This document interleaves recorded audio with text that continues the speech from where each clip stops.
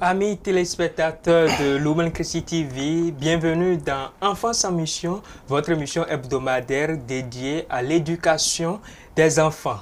Aujourd'hui, nous allons parler d'un sujet très important, dire la vérité même quand c'est difficile. Dire la vérité même quand c'est difficile.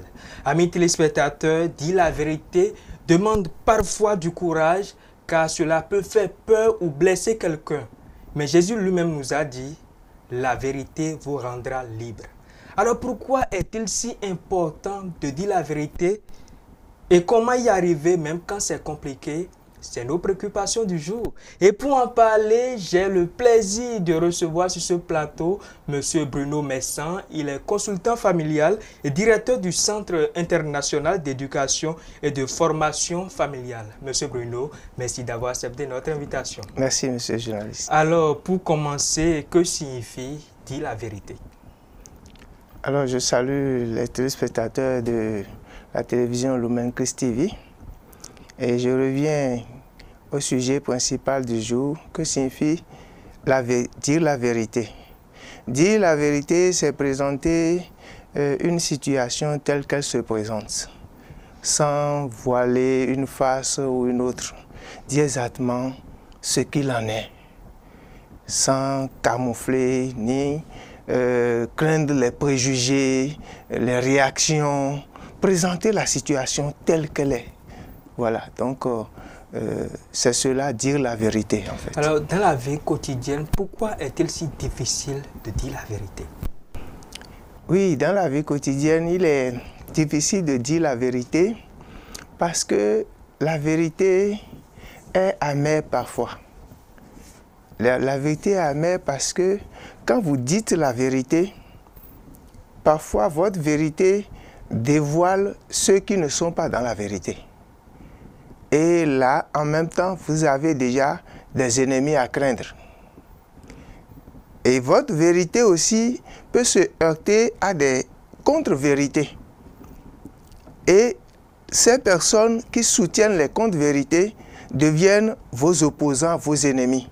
C'est pourquoi alors dans la vie quotidienne, il est difficile de dire la vérité.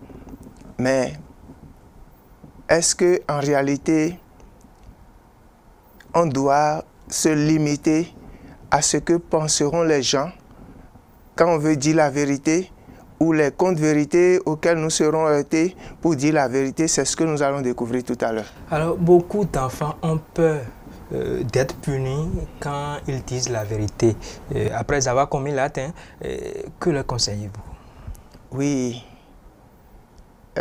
on dit que l'éducation est comparable à un arbre dont la racine est amère. Tout à fait. Et les fruits très doux.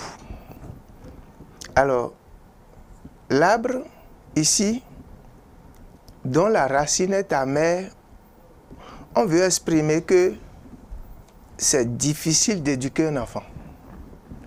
Et éduquer un enfant, c'est réussir à lui transmettre les bonnes valeurs. La vérité, c'est la meilleure valeur possible, qu'il puisse exister. Christ a dit, je suis la vérité. D'accord, je suis la vérité. Donc, accepter Christ dans sa vie, c'est accepter la vérité. Et nous, famille, aujourd'hui chrétienne particulièrement, nous sommes appelés à être des missionnaires de la vérité. Étant donné que nous sommes des disciples du Christ, nos enfants sont appelés à être aussi missionnaires de la vérité. Donc, pour cette cause, nous devons leur apprendre dès le bas âge à dire la vérité à temps et à contre-temps. La vérité à ne pas craindre la chicotte, la sanction. On dit une faute avouée est à moitié pardonnée. Oui. Mais ça se dit. Mais les parents dans l'application n'en tiennent pas souvent compte. Et c'est ça qui fait peur aux enfants. Tout à fait. Les enfants, quand ils parviennent à dire la vérité, on les sanctionne, on crie dessus, on tabasse proprement. Ce n'est plus à moitié sanctionné. C'est vrai. Et c'est ça qui augmente la peur chez les enfants. Et ils se disent, quand on dit la vérité là, la vérité est une bonne chose, mais quand on la dit, c'est que la sanction est trop grande. Donc, la mesure, c'est au niveau des parents. Et Pour que nous aidions les enfants au quotidien, chaque instant, à comprendre que il vaut mieux se livrer dans la vérité. Sinon, elle rattrape toujours. Alors, Monsieur Messan, selon vous, pourquoi la vérité est-elle une valeur si importante dans la vie d'un chrétien, particulièrement un enfant? Oui, la vérité est une valeur importante dans la vie d'un enfant parce que quand tu dis la vérité, tu as le cœur libre. La vérité que tu as dite aujourd'hui là, dans 2 heures, 2 jours, 1 semaine, si on te redemande la même chose, tu rediras la même chose si c'est la vérité. Mais si c'est un mensonge, tu as dit quelque chose tout de suite. C'est un mensonge que tu as forgé. Tu n'es pas sûr par ton esprit de forger le même mensonge dans 2 heures de temps. C'est vrai. La version change toujours. Toujours, effectivement. Et c'est ça que les inspecteurs utilisent pour pouvoir faire leur enquête et détecter le mensonge de la vérité. Effectivement. Donc, c'est-à-dire qu'un mensonge en cache un autre. Alors que la vérité, elle est unique. Tout à fait. Quand tu la libères, tu es vraiment libre. Et quand on te repose les mêmes questions, on te pose les mêmes préoccupations, tu reçois la même vérité parce qu'elle est unique. Alors, Jésus nous invite à être vrai dans nos paroles et nos actes. Alors, comment un enfant peut-il vivre cela au quotidien? Oui, Jésus nous invite, il dit que ton oui soit oui, que ton non soit non. Alors, l'éducation des enfants, les parents sont, pour ce que je sais, les modèles en matière d'éducation.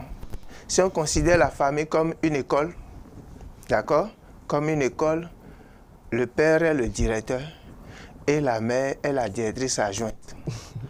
Et les enfants sont les élèves. Et ce que les enfants voient faire les parents, les éduque mieux que ce que les parents disent de faire. Tout à fait. Donc, en matière d'éducation où on veut parler, on veut amener l'enfant à dire toujours la vérité, que les parents aussi soient ce modèle-là devant les enfants. Un parent, par exemple, qui prend le téléphone devant l'enfant et il répond à la personne « Je suis au marché », alors qu'il est à la maison avec les enfants. « Je suis au marché ». Amen. Et il est là, l'enfant entend, l'enfant le voit. Et l'enfant sait qu'il est en train de mentir. Un autre jour, l'enfant aussi peut mentir à un de ses camarades et l'affaire va tourner mal, on va amener. C'est le même parent là qui va trancher l'affaire pour dire « Pourquoi tu as menti ?» C'est vrai. L'enfant, par respect, ne dirait pas à son père. C'est parce que l'autre fois, tu as dit au téléphone que toi, tu es au marché alors que tu étais à la maison avec nous. Que moi, j'ai cru que alors, faire comme ça, c'est une bonne chose.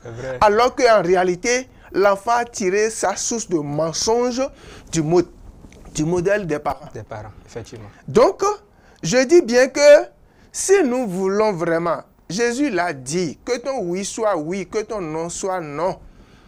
Nous, parents, il nous revient chaque instant, chaque minute, de pouvoir être ce modèle-là et de l'annoncer et de partager ça à travers la parole de Dieu, au creuset de la famille, dans la prière, au quotidien, parce que la parole de Dieu est vérité. Et si chaque fois la famille se réunit, il y a la prière familiale au quotidien, ou au moins si c'est 10 minutes, la famille se réunit pour méditer la parole de Dieu en 5 minutes, et les enfants vont parler. On va proclamer l'évangile de l'église du jour. Les enfants vont dire ce qu'ils pensent de la parole. Ouais. Maman va dire, maman vicaire général va dire, et le curé de la paroisse familiale, qui est le père, lui va maintenant faire le résumé, ramasser oui. Et transmettre cette vérité-là au quotidien dans la vie des enfants. Je dis, ce qui éduque mieux les enfants, c'est la parole de Dieu. Effectivement. Dieu nous a donné la parole, certes. Et en tant que père et mère, nous avons de l'autorité sur nos enfants. Mais lorsqu'un père et une mère consacrent encore leur parole à l'évangile pour l'annoncer aux enfants dans les maisons, c'est de l'excellence dans l'éducation. Effectivement. Monsieur Messan, vous êtes président d'une ONG qui accompagne les enfants. Et Merci. En tant que parent, dites-moi, quand un enfant ment, que doit-il faire pour se rattraper? Oui. Quand un enfant ment, que doit-il faire pour se rattraper? Toujours est-il que lorsque l'enfant ment, c'est les grandes personnes qui détectent que cet enfant a menti. Et qu'est-ce qu'il faut faire pour aider un enfant qui a menti? Moi, je sais que la parole de Dieu nous dit, il faut à tout prix évangéliser à temps et à contre-temps. C'est Saint Paul qui dit, malheur à moi si je n'annonce pas l'évangile. Je dirais malheur à tout chrétien, père et mère de famille, qui ne choisit pas les occasions de chute, de mensonges de leur enfant pour annoncer l'évangile aux enfants. Tout à fait. On peut parler ainsi. Effectivement.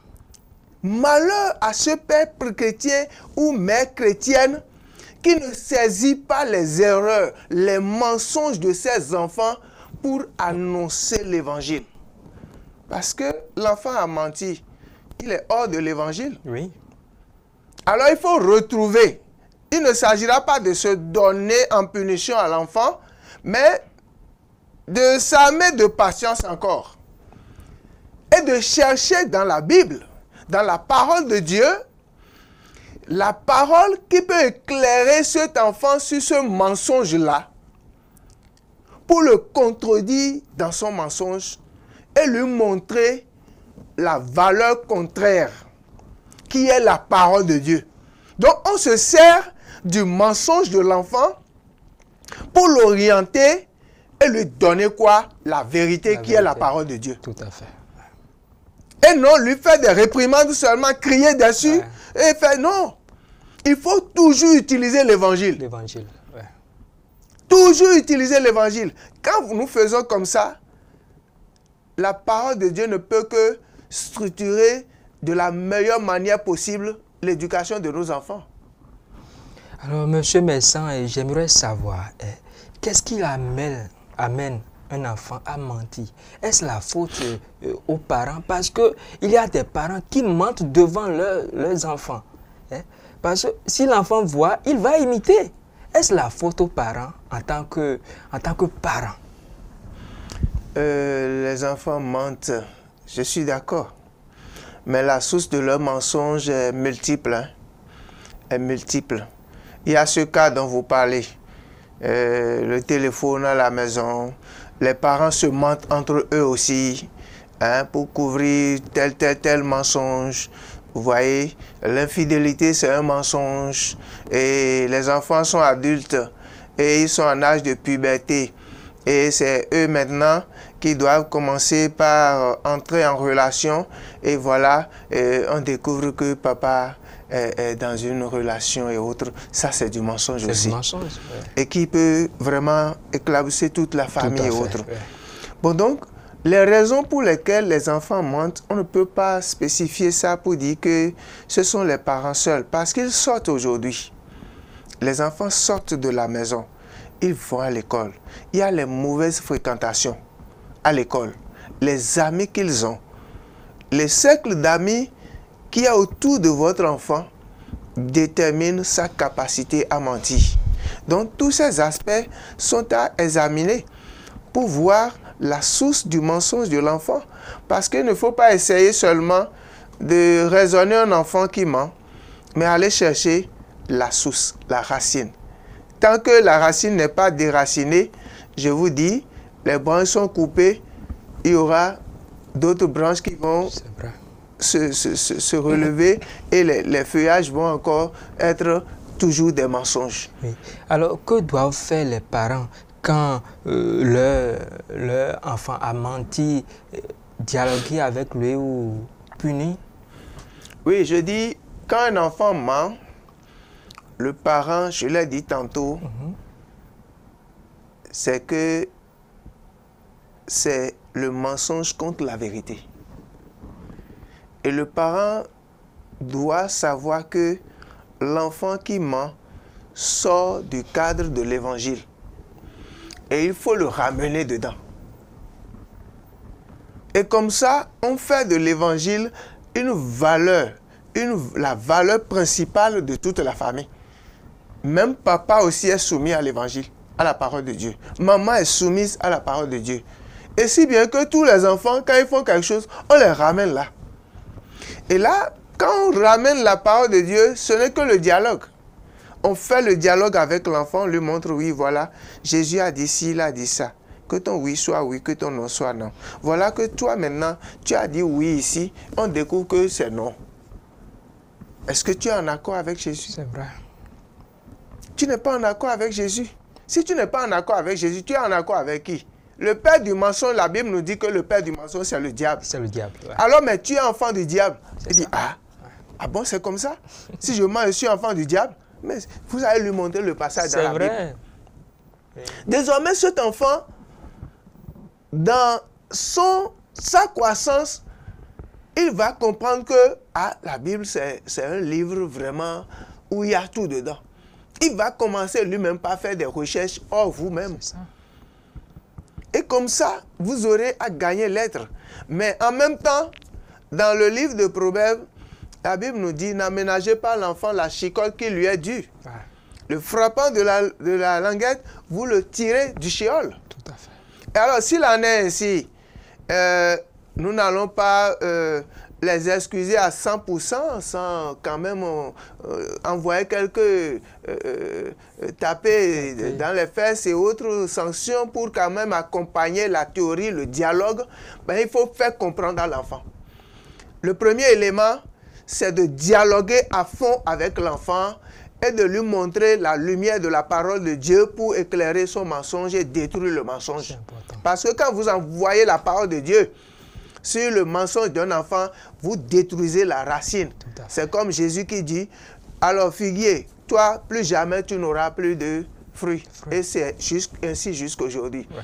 Donc voilà, nous avons un élément puissant dans nos mains pour déraciner le mensonge dans la vie de nos enfants. Mais en même temps là, pour que l'ennemi ne les réclame pas au shéol, il faut les sanctionner parce que Dieu nous les a confiés. Effectivement. Tu le sanctionnes, tu finis avec ça en même temps. Tu lui as envoyé la parole, tu l'as sanctionné. Un jour, si Satan le réclame, Dieu va dire, celui à qui je lui ai confié là, il a déjà tout fait ce jour-là. Toi, tu n'as plus de pouvoir. C'est vrai. Donc, les parents ont une lourde responsabilité. Lourde responsabilité, mon frère. Alors, en tant que consultant familial, comment faire quand dire la vérité risque de fâcher ou de blesser quelqu'un? Oui. Et là, il faut user de la stratégie. Je prends pour exemple deux jeunes que j'ai reçus au cabinet. Et c'était dans un accompagnement psycho-affectif pour une relation sincère pouvant aller au mariage. Alors, la première rencontre à travers notre agence matrimoniale, le jeune a dit, ah, ce modèle vraiment, je ne m'y attendais pas, c'est plus que moi, mais j'ai aimé. La fille a dit discrètement, quand je l'ai reçu, il dit, ce profil-là ne m'inspire rien. Il n'y a pas match. Voilà une vérité. C'est vrai. Et on ne peut pas, sans les deux accords, avancer. Effectivement. Il faut que j'annonce au jeune homme qui avait dit, ça là, c'est trop bon pour moi. C'est vrai. J'ai fait venir le jeune homme, je lui ai parlé, je lui ai donné d'abord des conseils de la vie, essayé de l'amener un peu très loin. Mais j'ai fini tout doucement par lui lâcher la vérité et il a compris. Donc, il faut amadouer, il faut mettre de l'amour. Amour et vérité, c'est important, se croisent. Pour annoncer la vérité, quelle que soit la vérité, La vérité est amère parfois. Ça choque les gens. Même quand ils sont dans le mensonge, vous sortez, ça les choque. Mais il faut la dire. Il faut la dire. C'est comme j'étais dans un collège la fois dernière pour parler d'un petit qui avait fugué la nuit de 0h à 6h du matin. Je l'amène et je profite pour sensibiliser la classe. Et vous voyez, de ce genre de cas, souvent, quand les deux parents ne sont pas ensemble, c'est un problème comme ça que l'on gère.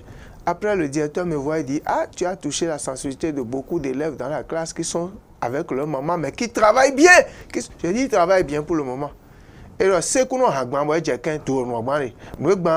avec le temps, vous allez découvrir. C'est vrai. Alors, Monsieur Messan, nous sommes pratiquement à la fin de cette émission. Dites-nous votre mot de fin. Et quel message particulier avez-vous à adresser aux enfants qui veulent apprendre à toujours dire la vérité, même quand c'est difficile? Alors, je vais dire aux enfants, je leur demande en tant que papa de tout faire pour toujours dire la vérité, même si on doit les taper. Même si ceux qui sont devant eux se présentent comme des bourreaux pour les sanctionner, qu'ils apprennent à subir, j'allais dire, supporter les conséquences de leurs actes. C'est responsable aussi. Qui sème le vent récolte la tempête. Donc, si tu as fait quelque chose, un mensonge, et tu sais que c'est interdit. Maintenant, si ça a été découvert, ou si tu dois dire la vérité, dis la vérité pour que la sanction correspondante, tu la reçois et cette affaire est close. C'est vrai. Maintenant, si tu ne fais pas comme ça, c'est que tôt ou tard, quand c'est un mensonge, ça sera dévoilé. Effectivement. Ça sera dévoilé. Je prends l'exemple de David, le roi David, bien sûr, qui a pris la femme de son soldat, mais qui a caché ça. Mais la femme est tombée enceinte, il a encore créé un autre mensonge. Et il a envoyé le soldat maintenant au front, on l'a tué. Vous voyez, un mensonge crée un autre mensonge. Quand vous êtes dans le mensonge, vous cachez un mensonge. Une situation va venir, vous allez prendre ce mensonge-là, le cacher encore. Une autre situation va, vous allez recréer encore un autre. Et de mensonge en mensonge, vous deviendrez des experts en mensonge. Effectivement. Alors que vous pouvez dire la vérité, une fois et être libre, recevoir la sanction. Et c'est ça ce que Jésus veut pour nous. Alors, un message aussi aux parents, parce que vous avez dit tout à l'heure qu'une faute avouée est à moitié pardonnée. Tous les parents ne respectent pas cela. Voilà. Alors, un conseil. J'invite les parents que nous sommes à vraiment être tolérants. 1 Corinthiens 13, verset 4 et suivant dit « L'amour est patient, l'amour est tolérant, l'amour pardonne, l'amour supporte tout, l'amour endure tout. » Alors, l'amour pour les parents, des parents pour les enfants, doit pouvoir supporter toutes les caprices des enfants, doit pouvoir endurer toutes les caprices des enfants, au point que même avant d'aller au-devant de leurs mensonges, c'est avec amour qu'on les aborderait pour les amener dans la vérité. Je vous remercie. Merci, Monsieur Messan, pour vos précieux conseils à l'endroit des enfants et parents. Et encore merci d'avoir accepté notre invitation. Merci, monsieur le journaliste. Alors, merci, chers téléspectateurs, de nous avoir suivis. Nous sommes pratiquement à la fin de cette émission. Mais retenez tout ceci. Dire la vérité, c'est marcher dans la lumière de Jésus. Même quand c'est difficile, Dieu nous donne la force d'être sincères et courageux. Alors, restons donc toujours vrais, car la vérité est une lumière qui rend le cœur pur. Merci de nous avoir suivis. Nous vous donnons rendez-vous la semaine prochaine, si Dieu le veut. Portez-vous bien et à la prochaine.